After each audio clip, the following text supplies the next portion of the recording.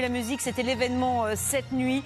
Il y a eu la sortie de la bande-annonce Star Wars 8, les derniers Jedi.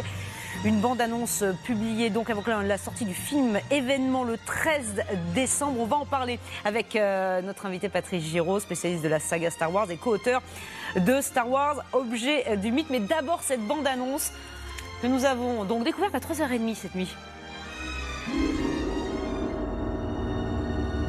When I found you, I saw raw, untamed power. And beyond that,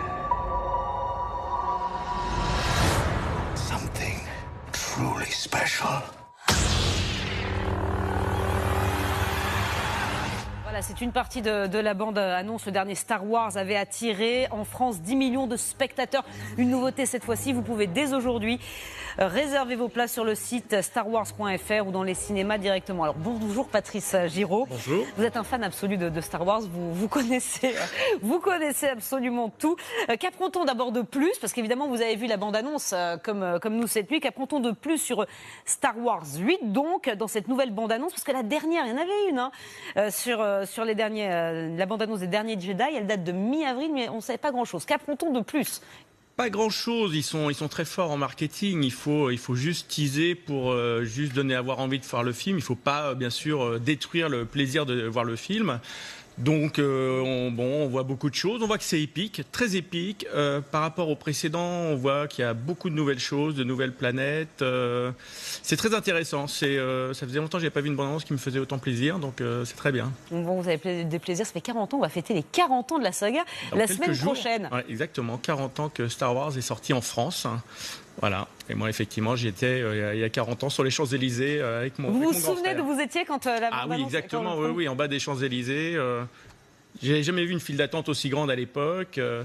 Et effectivement, j'ai eu ce qu'on appelle le phénomène de transfert, c'est que j'ai été pendant 2 heures, j'ai été Luke Skywalker, voilà. C'était Luke Skywalker pendant 2 heures. Et l'intérêt de ce film, c'est que pour la première fois finalement, on va revoir après 34 ans le personnage au cinéma.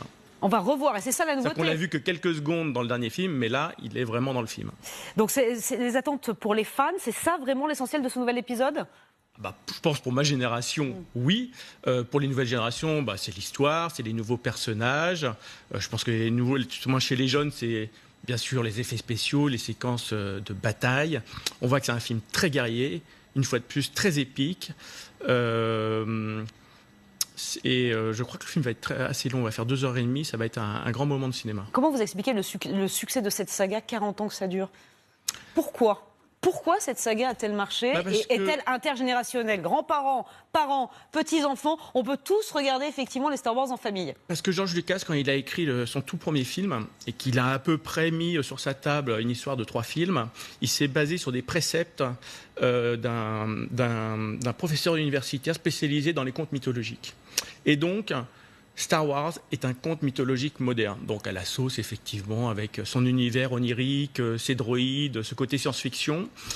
Et Lucas, il a réussi la prouesse effectivement, là où avant on se référait à Ulysse ou ce genre de roman, maintenant à se faire quelque chose de plus contemporain qui plaît à notre civilisation finalement. Voilà, donc c'est un véritable succès. Donc la sortie de Star Wars 8, donc les derniers Jedi, c'est le 13 décembre en France et vous pouvez déjà réserver donc dès aujourd'hui sur Internet. Merci beaucoup.